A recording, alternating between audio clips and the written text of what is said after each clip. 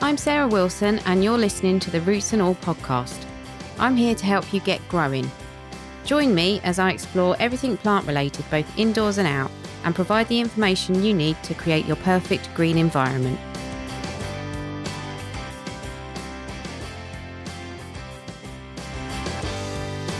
Hello and welcome to this week's episode of the podcast. This week I'm speaking to biologist and ecologist Sophie Leguil. Sophie is an outspoken and passionate advocate for nature, plants and wildlife and can often be found on social media, helping make sense of complex concepts that affect gardeners and their outdoor spaces. We talk a bit about public spaces, a bit about gardens and urban areas, and we touch upon what can happen when you try to stand up for what you believe in. Unlike some people, I don't want to shut Sophie up. I want to play a part in amplifying her voice, so I'm delighted she was able to take part in this interview. She starts by telling us how she became involved in gardens and green spaces. So basically, I'm a botanist by training. I've loved plants, since I was probably 3 or 4 years old. And initially, I was, considering possibly going into more agricultural and engineering. And I started by studying that, and I quickly realized that what I was really interested in was, the natural world and plants in particular. So I ended up doing a BSc and an MSc in botany. And, well, when I finished my MSc, I really couldn't find a job because I studied in Belgium and I didn't speak Dutch or Flemish, so I was a bit stuck. And I moved to the UK, and very quickly I found a job in horticulture and more particularly in conservation. So I worked for the charity Plant Heritage, conserving, all sorts of plants, so from species to horticultural cultivars throughout the UK, and it was a really interesting job. So I travelled, around the UK. I visited gardens, national plant collections, and I found it, really interesting and really eye-opening job. Especially, it opened my eyes to the world of, plant conservation and all the challenges that come with that. So I left the job after 6 years. And I've decided to become, a consultant. So I work as a botanical and ecological consultant. I also do other things like botanical travel. So I lead botanical tours, and I translate horticultural and botanical books as well. So I've got quite a varied sort of skills panel. And I'm passionate on a sort of side note about urban ecology. And as a result of, living in London for 6 years, I've decided to launch this project called More Than Weeds, which I'm sure you'll hear more about later. Definitely. So you've got More Than Weeds. You've also got another website. Can you talk about that as well? Yeah, so Naturonauts, which was sort of a contraction between nature and some sort of, cosmonauts or something like that. So the idea was really travel in nature and a journey in nature. So I launched that website when I was still in Belgium, and it's mostly a blog, and it sort of showcases some of my activities. And really, what started as a blog to show my pictures of nature and walks in the countryside or in nature reserves, kind of transitioned into a more controversial blog. And I really like studying some issues in depth. So I've been posting, about issues like Brownfield, conservation. I've been posting some issues about particular sites as well, which are threatened with development. So I really like, studying an issue in depth, and trying also what I really like, as a scientist, and I've got a background as a scientist, but I really like communicating about science and about issues. So I try to research scientific articles, but then, translate it into something that can be read by anyone. So I'm really keen on, bridging that gap between science and more, raising awareness and general public. Yeah, you do that very well. In fact, you do an excellent job communicating with people on social media. But occasionally, I think because you stick your head above the parapet a little bit, you sometimes face a backlash. And I was thinking back to you when you tweeted about the stalks at Knepp Castle Estate, and that caused a bit of a furore. Can you talk a little bit about that? Yeah, I was really surprised actually, by the backlash I got. Some of it was public. I also did get some abuse, in private messages, which I was really shocked about. So the issue with NAP, and stalks and rewilding in general, I think it's the stalks, but there's also been, other projects, reintroduction projects in the UK.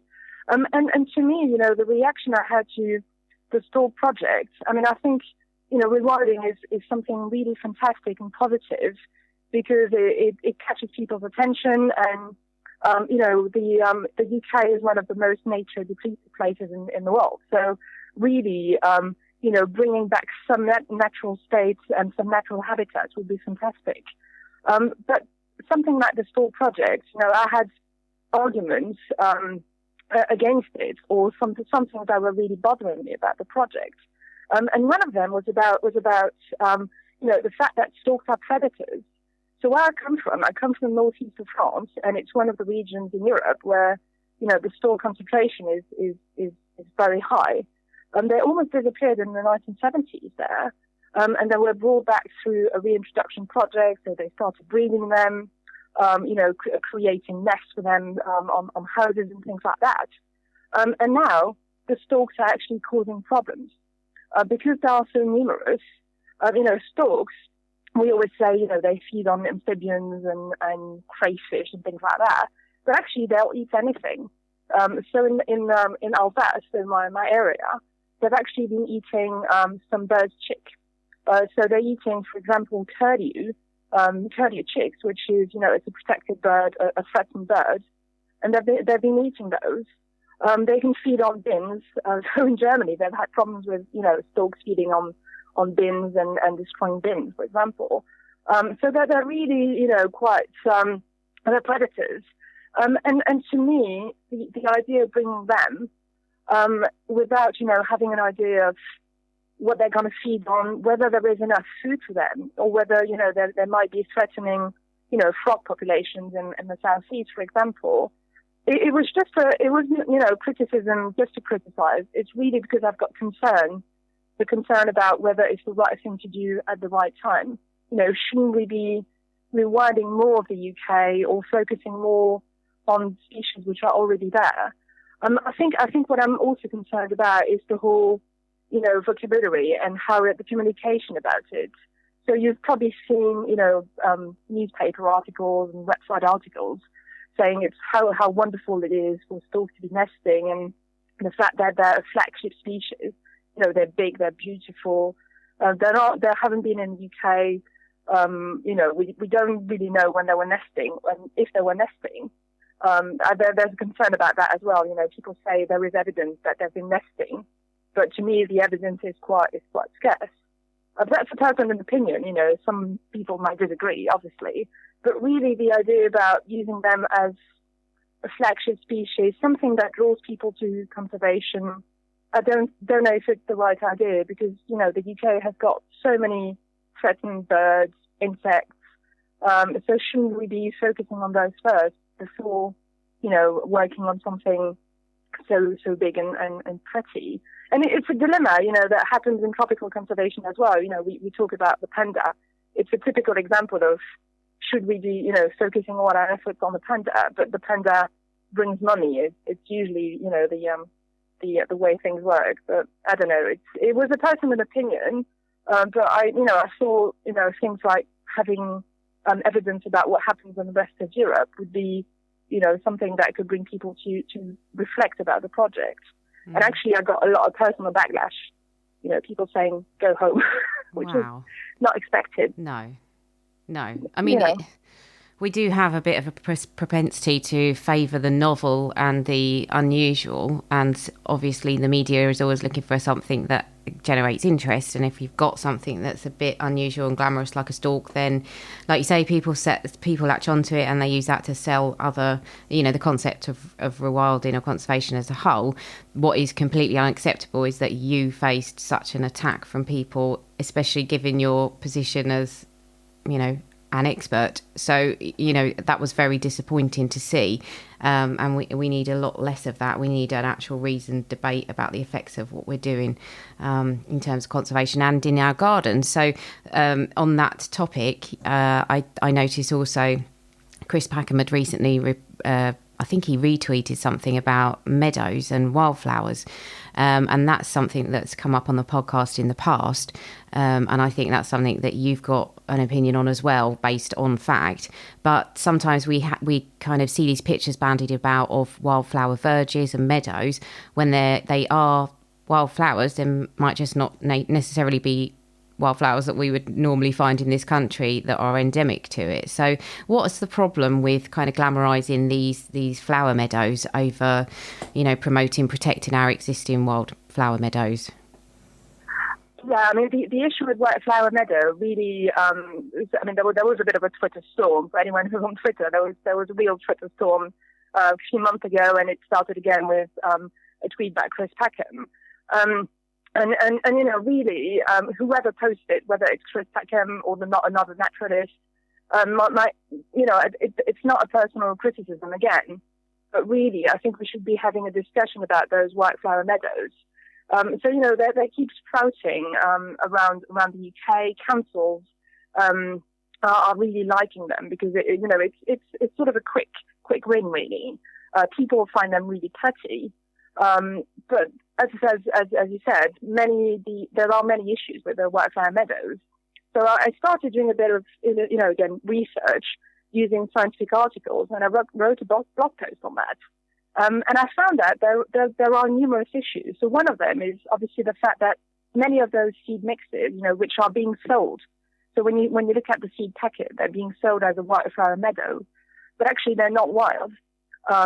Many of those plants, or at least they're wild in the UK, many of those plants are not native. So you'll find, a lot of the time you'll find North American plants, because they're really easy to grow from seed and they grow quickly in the UK. You'll find also the fact that many of the seeds don't come from the UK, but come from Mediterranean area. So they produce a lot of seed packets in Spain and south of France and Italy. And there are other issues. For example, the fact that to sow those meadows, you actually have to use glyphosate, and it's a manufacturer's or seed producer recommendation. Some people, when I said that on Twitter, were really shocked. They assumed that, because it looks so pretty, it must have, been sort of nature friendly and biodiverse and ecological. But actually, the process of sowing those, you have to eliminate all the plants which were there before. And the official, recommendation is to use weed killer on the soil before you can sow those. So, it's not as nature friendly as it seems. And the other thing as well is they're usually sold as being good for insects. But when you look in details, if you search, for insects on those plants, you'll find bees, honeybees, because they're generalists. But some of the more, specific insects, many of our insects in the UK are linked to only one plant. Some caterpillars, for example, only feed on nettle. So if you remove the nettle, well, you won't have that particular plant. So, and when you've got North American plants in those mixes, for example, they may not have any native insects being able to feed on them. So they look very pretty, but they may not have, as many insects benefits as there are being sold about. So I think my issue, if people want to sow those in their garden, in a patch in their garden, that's fine. To me, it's like a modern version of Victorian bedding. It's a more sort of natural-looking version of bedding. So really, I don't think we should be banning them. They've got a purpose, and they look pretty. Some people even sow them in a window box, a container. But my issue is when councils and companies start to sell those, for wildflower verges. And for example, there's been the example of Rotherham, which has been sowing miles and miles of those wildflower mixes. And somehow my issue with that is that it skews people's vision. So when you look, under those pictures, there are comments of people saying, "Oh, this looks so much better than our native, boring, grassy verges." And to me, this is when it starts becoming a problem because, it distracts people from actual conservation. So we always hear about, 97% of the meadows in the UK have disappeared. It's quite a shocking statistic, really. And people think that those sort of wildflower pretty mixes are going to replace those, which, it's not true. It doesn't replace, a functioning sort of ecosystem. And those mixes also have to be, resown every year as well. A lot of the time, they're annual. So I think it's, my real issue is with all that debate is, what we're doing of it, and not mixing gardening with conservation. Really, this is my issue with those mixes. And again, this is something I've been trying to convey on Twitter, and people are very dismissive. When you just try to make a sort of a valid point, like glyphosate. So you've got people who campaign against glyphosate, but who seem to be supporting those mixes for some reason. It's just about being logical and being aware of what you're using and how you're using nature, really. So I think probably as I don't know, what came first? Was it your worry about wildflowers, or was it the More Than Weeds project? Was the More Than Weeds project a kind of response to the fact that people thought maybe our wildflowers were boring and were more concerned with flowery meadows? Well, the More Than Weeds project was inspired by a project in France. So when I lived in France, I was involved in a project called Sauvage de Marie, which translates as White Plants of My Street. And the idea behind that project was to, change people's perception of, plants growing on pavements, weeds in flower beds, in gardens, in parks, urban weeds in general. And I thought, when I moved back to London, I thought there is, such a gap. We always talk about conservation in nature park, the countryside. Even when you look at TV programs, for example, there are very few which talk about urban wildlife and urban plants in particular. And I thought, there is a gap. Certainly, there are so many people now live in cities, and more are going to be living in cities. And we talk about health, well-being, parks, but we don't talk about the nature that is in, people's streets under our nose, through your window. So that's sort of how the More Than Weeds project came to be. I do think there is an overlap with, the white flower issue, because to me, we have to educate people about the nature around them. So if you're on the countryside, you may go to a nature reserve, and you wouldn't expect to see North American plants in there. You'd expect to see, orchids, chalk flora, depending on, whatever, depending on where you are. And to me, educating urban citizens, urban residents, about what's around them, the plants might not look as interesting, or, they might not look as spectacular as an orchid on a mountain in Wales. But, they have a history, they have a role to play. And the idea was really to, open people's eyes to that. For example, I've seen, some cities or some towns around the UK replacing, their verges with those white flower mixes. And to me, it's a shame because, it would be an opportunity to educate their local residents to what grows naturally there. And when you stop mowing, in many places, when you stop mowing as regularly as many councils do, they mow every 2 weeks or whatever. If you stop mowing, then you may have, a whole range of plants coming up. It might not be, exciting plants with large flowers, but it would be such a good opportunity, to educate people.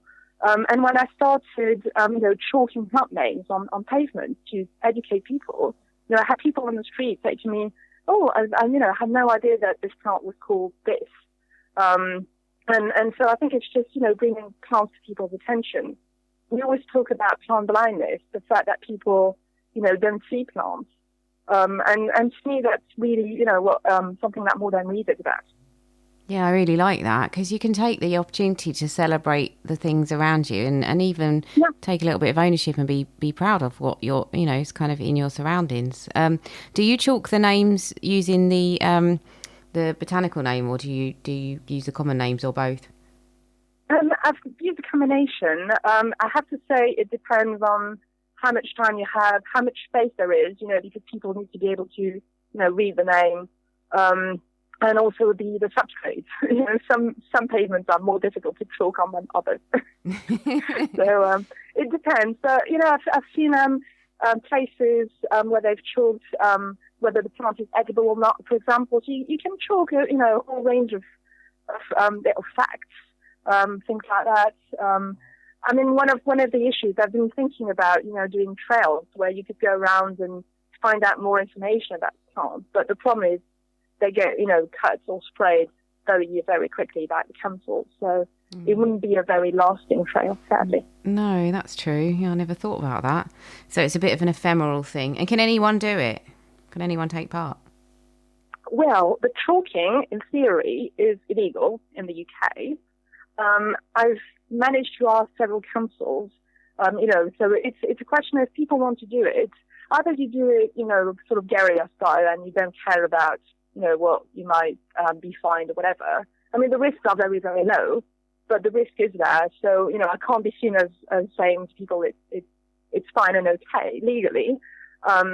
I've seen people do it, without any issues. And with the coronavirus, we've seen a lot of people chalking for the NHS, rainbows, things like that. But another option, which is quite good, I think, as well, is to possibly talk to your council, or if it's a private land, talk to your to the landowner and explain, what you're doing and why you're doing it.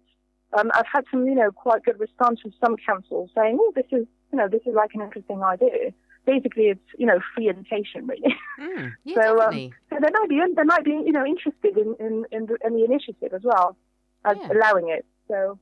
It's not like it does. It's not like it never rains in England. It's not going to get, it's likely to get washed off sooner or later. Yeah, from my experience, it depends on how much footfall there is, but it lasts anywhere between 1 to 3 or 4 days. Roughly. Yeah, so it's not exactly damaging graffiti. No, it's not graffiti. It's not graffiti. I think it's their main worry that it's going to be seen as graffiti, but really, I don't think they should be worried. Fair enough. I was going to ask you as well about one of the things that I read of yours that got me very, very angry. And I don't get upset. Normally, I just get angry, and I got furious about this. But it was the site at Warren Farm, and it is upsetting. If you read the blog post about it, it really is, not nice. But I wondered if maybe you could talk about that, what had gone on there, and what's happening on the site now, if you know. Yeah, I do know a little bit. Warren Farm, literally, I went there for the first time last year, a year on. And really, this site, so basically it's a large site which used to be football pitches. And about 7 or 8 years ago, QPR, the football club, decided to create a new training ground with new football pitches, a new training centre on it. And I think it was leased by Eden Council. So it's in northwest London, and the site is, it's not very far from central London, when you look at Greater London as a whole, as a region. And what happened is, because of that legal battle, which has been going on, people didn't want the site to become private because it was, open space and free open spaces. It used to be just known to, create football pitches. But as a result of the legal process, the site became completely rewilded. So they still, cut it for biodiversity once a year or twice a year. But the site, became wild. And to me, when I visited that site last year, it was a bit of a revelation. It was an ecological experiment. To me, as an ecologist, it was really exciting because it shows the potential, that a site like an urban site really, can have if you leave nature with minimal management to do its thing. So I did an insect survey over there last year, looking at plants as well. And I found, a whole range of protected species. So they've got lots of protected birds like skylarks, which nest a couple of miles away from central London, which is quite remarkable. Sadly, the site was threatened as part of the football pitches and the football training centre development. So the news on the site a year on is that QPR officially abandoned the project, which is good news in a way. Sadly, the council is still, from what I've heard, the council is still interested in building artificial grass football pitches, basically, on the sites, and new sports facilities and things like that. So I don't know the details because I'm not as local to the area. But really, to me, this is the sort of site that could become, or at least part of the site could become a nature reserve, and it could become, as I said, it's an ecological experiment. It's not something that can be done, or there are many examples of that around London.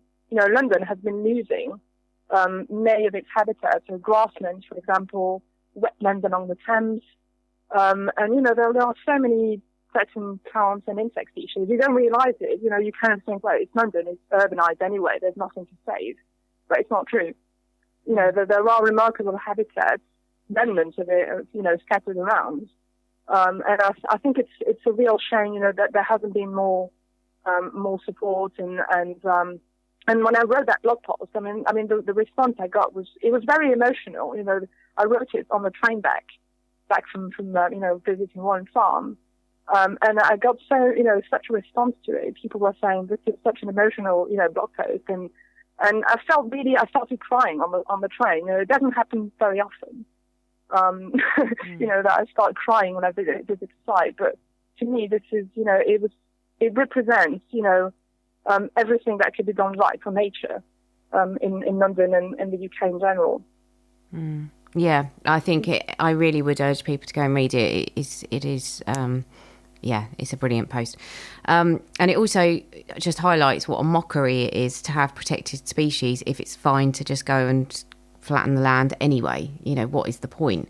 But that did make me think, and I know probably like the rest of us, you're not that sure what's going to happen going forwards, but given the sort of the government that we have at the moment and Brexit, how do you see the future of the UK wildlife faring under sort of political changes, or even if things stay the same?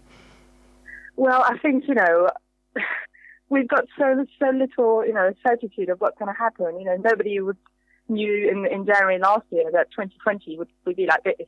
You see what I mean? And I think the Brexit is sort of similar. We've seen some papers from the government, mainly about agriculture, but there are so many things, that we don't exactly know what's gonna happen. Whether it's actually with agriculture, the details, of the agricultural bill and how, farming subsidies for biodiversity are going to work. For example, we don't know that yet. In terms of biodiversity in general, obviously Britain is not going to fall under the EU directive. So the main ones, which are the Birds Directive and the Habitats Directive, are not going to apply anymore in the UK after the 1st of January. So really, we don't know whether the UK is going to take a strong stance and say we want to go further than what the EU did in terms of protection, or whether it's going to be a route to deregulation. From what we've seen, it hasn't been particularly reassuring. You've probably heard the thing about nudes, where they said, that nude counting was an obstacle to. I can't remember who said it was. Yeah, who said that? But they said, that nude counting was an obstacle to planning. And, nude counting, which, newts are protected species under EU law, it's the problem is if you say something like that, it's not particularly reassuring to, ecologists and so it's a good sign to developers. So I'm not too hopeful, I have to say. And I know many people in the profession who aren't. But it's just a question of, really what happens, and also what happens with the economic situation, really. So, yeah. And what can we do? Can we get in contact with anyone? Well, I think, really, if you've got a strong stance and a strong opinion, really trying to campaign both on the local ground. People have been campaigning, for example, against the destruction caused by HS2. But even, a local campaign at Warren Farm, which is something quite small and quite local. The impact is quite local. But on the other hand, when you think about it, all the small local projects have got an impact on the ecology of the UK as a whole. So really, I would say if you've got something small going on, development, try to get involved, try to, find advice as well. The team at Warren Farm last year, they were looking for people, to help with insect surveys. We wouldn't have known that the site was so rich if we hadn't had, me going on looking for insects and other going for birds or plants. So I think, knowing what's on the site and trying to get in touch with the right people is very important. That's what I would try, to say to people. And, when I see that, for example, I'm going back to, the wildflower meadows, and something, to me really important is don't destroy what's already there. If you've got something like a lawn with nothing in there, on topsoil, then perhaps, wildflower meadow or a seed mix is the right thing to do. It's not going to destroy much. But, so many councils are just saying, oh, it was just lawn. It's not a problem. But actually, in London, I've seen some areas of grassland, really important grassland with, small plants in there being destroyed, just to plant those seed mixes. So I think it's about, knowing what's there and making the right thing for nature. You wouldn't cut a tree because you think, oh, there may be a bird nesting. You won't cut a tree in April because you think there may be a bird nesting. And it's the same thing, with removing some part of your garden or for a council. To try to do a quick survey just to find out what's there already, and see if you can improve it. If not, then maybe, try and do something else, really. Yeah, absolutely. It's the idea. Yeah. Yeah, 100% agree. I mean, that's one of my policies now is not to do anything unless I know I'm absolutely improving things. So biodiversity audits all round cost, I think, about £750. I've got one happening tomorrow. It's a no-brainer. It's a big site. There's things here. There's a pond here. There's like potentially meadows with some history behind them. I'm not going to go ploughing into it because I don't know what's there and I don't know if I'm just going to make a mess. So it's absolutely, you're right. Knowledge is power, and we need to take responsibility before just assuming that we're always doing the right thing and that we're always improving things, because sometimes we're just not. So I couldn't agree more. I think sometimes I think I've seen a tweet recently where you've quoted something that John Little's done, who is a previous podcast guest and does a lot of work involving brownfields. And also I saw a blog post on your site where you were talking about the kind of public perception of brownfield and greenfield and why one is more favoured than the other for building purposes. Is there anything you want to kind of talk about around that? I think it goes back to some of the things I've said previously. I think really, when you hear, housing minister or whoever, politician saying, oh, we have to build on brownfield, and some charities, that Bug Life, and some local charities have been, trying to make people and politicians realize really that brownfields, it's a human construct. So, we've been opposing brownfields as something bad. When you talk about brownfield, people automatically assume it's, industrial land, wastelands, polluted land, something like that. And then greenfield is green pastures, rolling hills and trees and that sort of thing, which in reality is, it's very different, In greenfield, you'll find industrial estates. And you can find, green areas in brownfield land. And when you look at the details, actually, in the UK, brownfield land in many parts of, the UK is actually richer than any other habitat. So even around London, I've seen some brownfield land, which has a huge diversity of habitats. And this is linked to, the past users. So, for example, if you've got a derelict brick building, then you may have some solitary bees being able to nest in the bricks. And you may have a pile of, wood where you'll have small mice and mammals and other mammals being able to nest in them. And then you get huge open areas where, with a bit of scrub and shrubs, where skylights might be able to, feed and nest as well. So to me, it's really, that human construct of brown bad and green good, which we have to challenge. As an ecologist, is something, we have to challenge. And, it makes me very sad when I see all the building targets, focusing on Brownfield, because actually, some of the agricultural land in the UK, which would be deemed greenfield, is very poor. It's land that has been dosed in pesticides.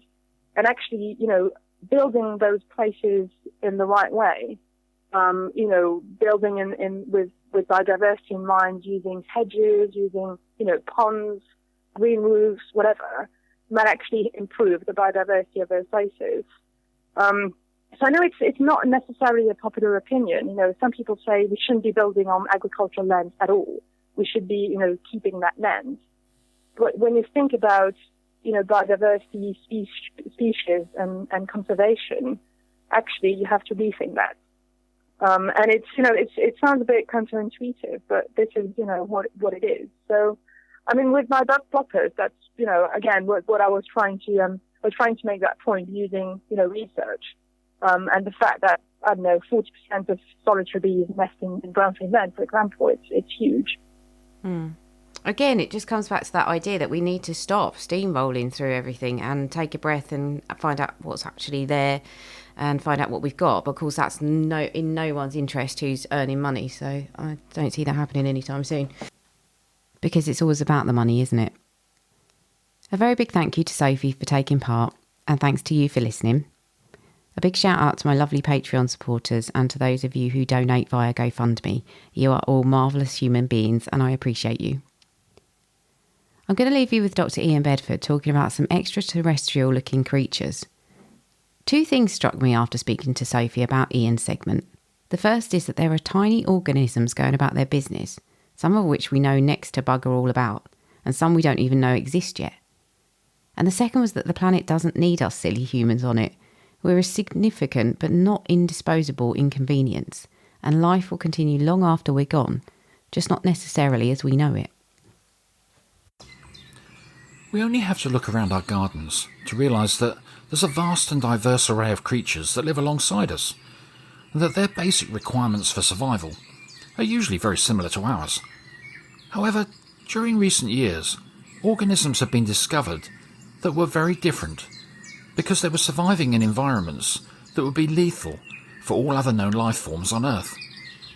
Discovering these organisms was not only surprising, but of great interest and value to modern-day science. From heat and pressure-resistant bacteria discovered in hot volcanic vents deep under the oceans, to rock algae growing in the coldest regions of Antarctica, these organisms thrived. And so, not surprisingly, they were called extremophiles. And quite incredibly, one of these extremophiles is a tiny group of invertebrates, closely related to insects, that are called the tardigrades. Tardigrades are less than 1 millimetre in length, sausage-shaped, and have 4 pairs of stumpy clawed legs and a large round mouth that they use to vacuum up microscopic prey into their almost transparent bodies. And now that we know about tardigrades, the more we look, the more species are found from virtually anywhere around the world, with over 1,000 having been recorded so far, from hot springs in America to the top of the Himalayas, and from the sediment at the bottom of the deepest oceans to within layers of polar ice.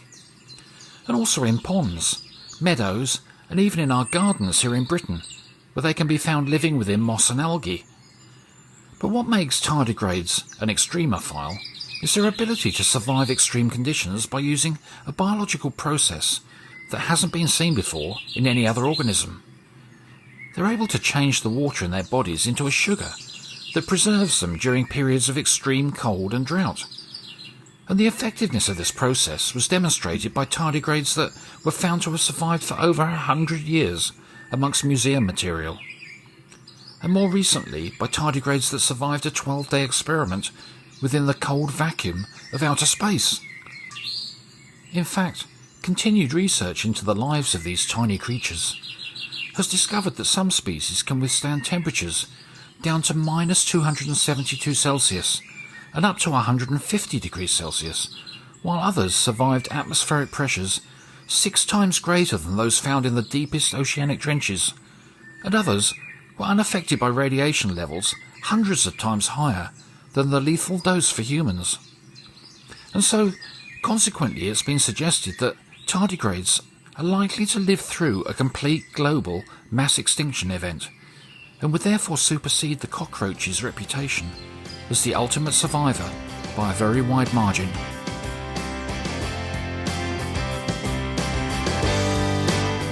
You can download or listen to the podcast direct from the website www.rootsandall.co.uk, where you'll also find my blog and a sign-up form for the newsletter, which gives you a weekly roundup of content, plus the inside scoop on things like upcoming guests. Or you can subscribe wherever you normally get your podcasts. Email me with comments and feedback at podcast@rootsandall.co.uk. Follow me on Twitter, Roots and All, Facebook, Roots and All UK, and Instagram, Roots and All Pod. But please also check out my Patreon, where you can make a one-off donation or take out a monthly subscription to help support my work, because if you like what I do, please help me to continue doing it. Even if you make a one-off donation of £1, trust me, it all helps and I will be immensely grateful. So please go to Patreon and search for Roots and All.